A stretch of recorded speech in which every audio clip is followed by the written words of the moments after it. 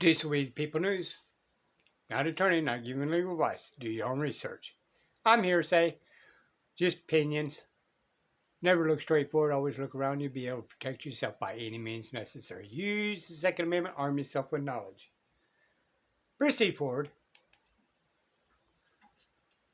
If therefore the tax in its nature a lawful tax, and the property subjected to it is not protected from its operation by reason of its employment in the operations of interstate commerce, the question of situs is not a federal one.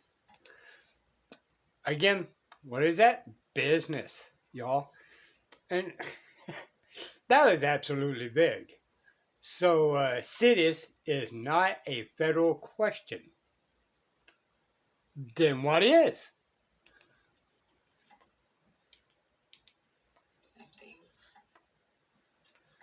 Let's see, this is Title 28. Word action was substituted for suit. Section 117 of Title 28 U.S. Code 1940 applied to land or other property of a fixed character lying in different states within the same circuit. Words property, real, personal, or mixed, situated in different districts, were inserted to broaden the scope of this section to cover all property in different districts without respect to situs within different states within the same judicial circuit.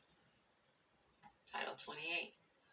Follow, to conform to, comply with, or fixed, or determined by, as in the expressions, cost follow the event of the suit, the situs of personal property follows that of the owner, the offspring follows the mother.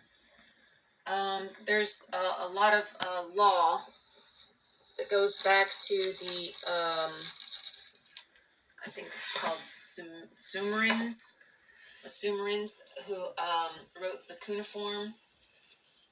They had this concept that the children always follow the mother, but they also had a concept that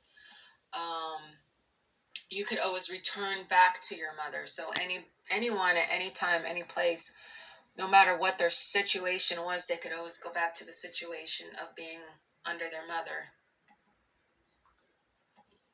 It's return to mother.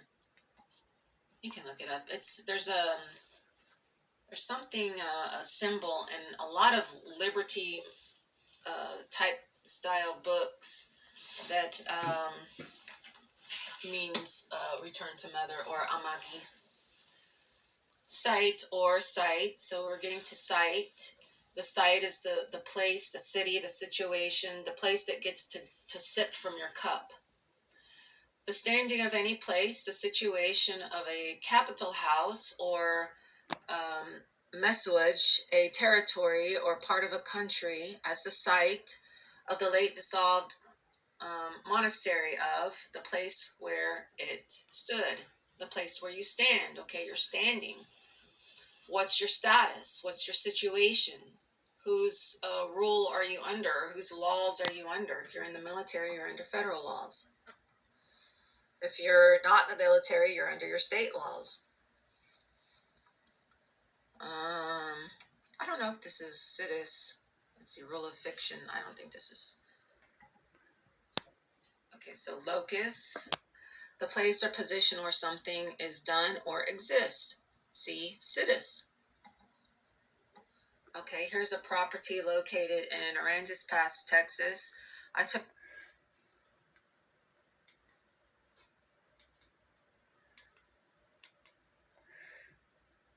So,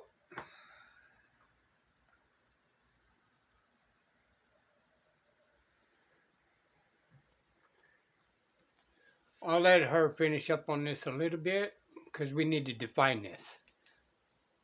got all the identifying information, but the address, the situs. The situs is the address. That's to tell them whose law the property comes under, who is taxing it. Right. And here lies the problem again, people. Let's see here. Let me back that up a little bit. The situs is... Freaking internet. Well, while it's doing that, all right. So this, A situs is the okay. So it's the address, which attaches to the address. Okay. Now, that being said, they lay claims that it's attached to the property, but the situs is the address itself. All right. And that is a line. Okay. So the situs is the line and the address, but technically it's not the property. All right. And this is the reason why you hear some of these people not to say address or, go down to the post office. It's because of the situs attached to it. And again, it may be true and correct if you are in a business capacity, that there's a nexus attached to it, that you are a taxpayer, that you are creating income. Okay? And income, by the definition, once upon a time, they may have updated because people may have used it or not, but income is profit. Okay? You're creating profit. So, this address, per se, even if it has a citizen to it, there's not a nexus because it's not creating income. Therefore, how can you tax something that doesn't make a profit and is not in a business capacity? All right. Our government in our country is not just supposed to reach out. All right. Or they can just turn around and say, well, you know what? You're married, so we're going to tax you for being married, and all that. Now you get tax exemptions, but you get the point, right? We created a nexus attached to your wife, so therefore, we got a citizen nexus attached to her, so you must pay us for being married to her. Just saying. See how some of this stuff is ridiculous? address. That's to tell them whose law the property comes under, who is taxing it.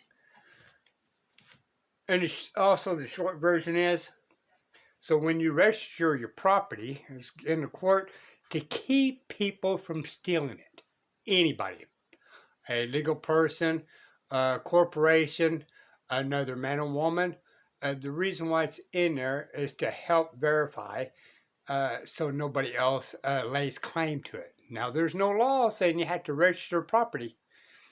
And you can actually, if you do it correctly, you can actually have this assessor take your property off of the tax form.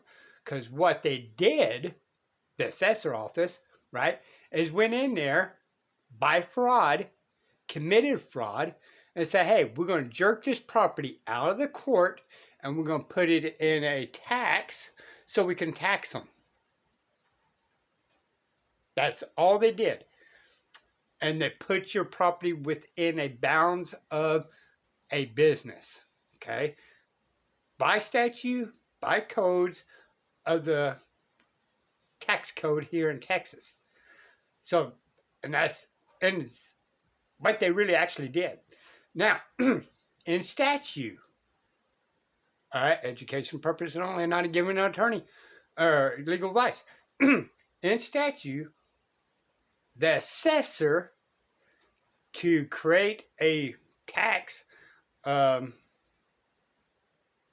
amount on said property, must be outside assessing it, and then they must go inside. Must, not may, must go inside, like your house, and assess everything inside your house. He's supposed to write down your furniture. He's supposed to write down your TVs, your computers, and all that to get a true assessment. Why? because they need the value of the corporation. Okay? Oh, problem. Can he legally do that? Well, no, he can't. The only way they're allowed to come into your said property is if they have a warrant. Right? So the assessor is just not allowed to just jump in and into your house and say, hey, we're going to make a claim or we got to do assess tax. Right? Enhances the reason why, they get a building permit and somebody's did an addition, get a permit, and then they'll come in and assess the extension of the house, right? And you guys go, well, I'm gonna let them, right? Well, they don't need a warrant. You gave consent for him to go in there because there's a situs and Nexus attached to the business that did the extension on your property. But lawfully, you can stop him from going in there because it is your said property. And that situs and Nexus is not attached to you. I'm not an attorney, not giving legal advice, just my opinion, okay? Do your own research. And it's in the statute. Read the statute.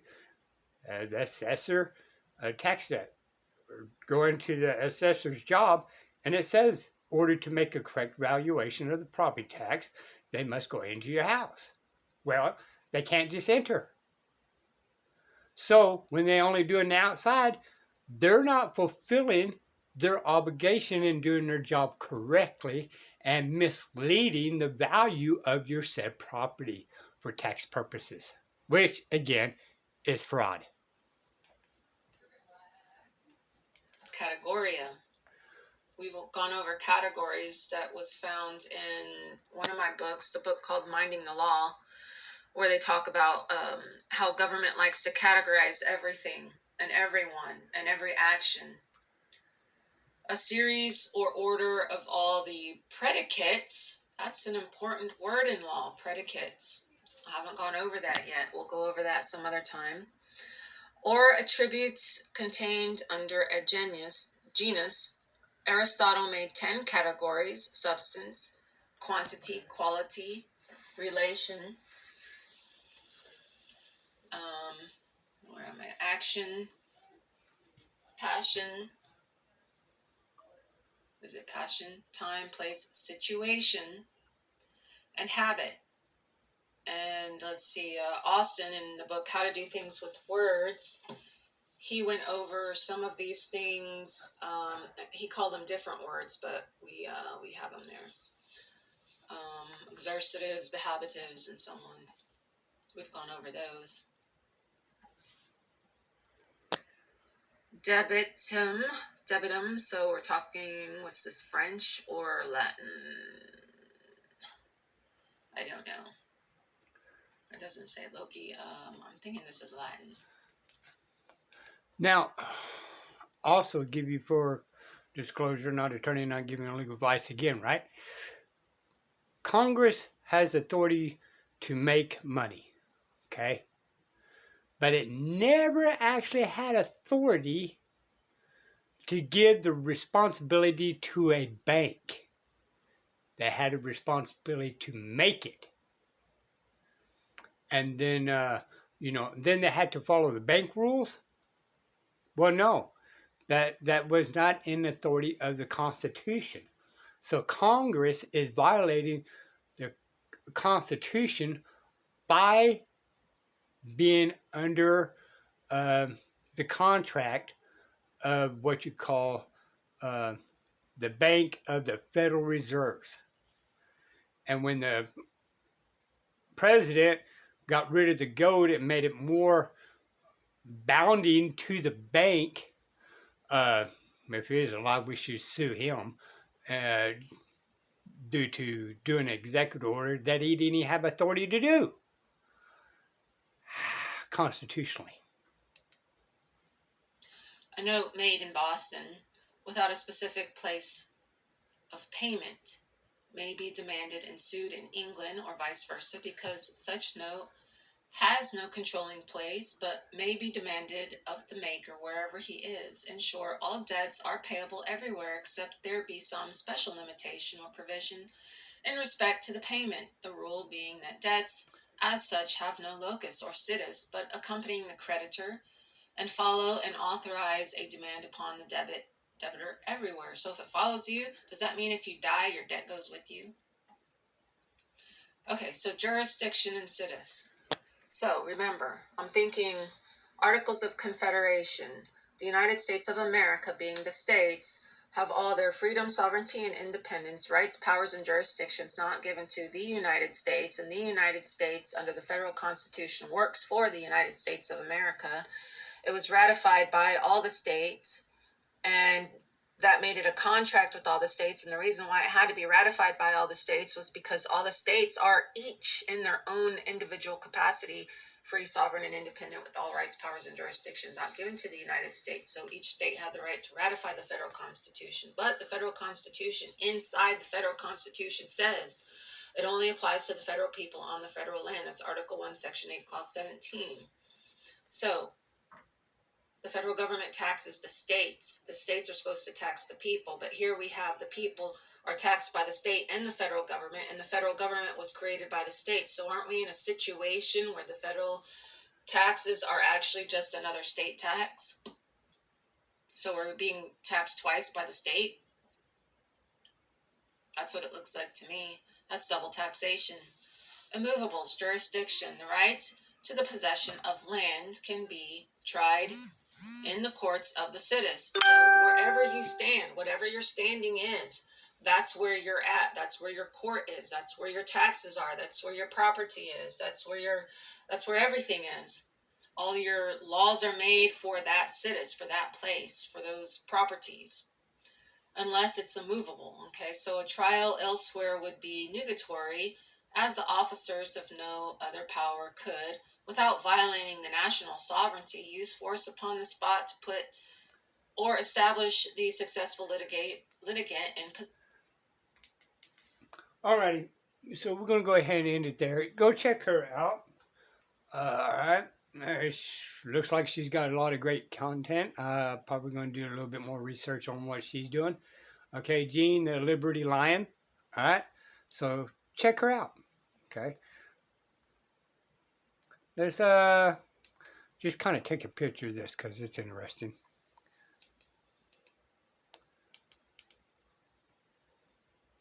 Has nothing to do with the video we just watched, but I thought it was interesting.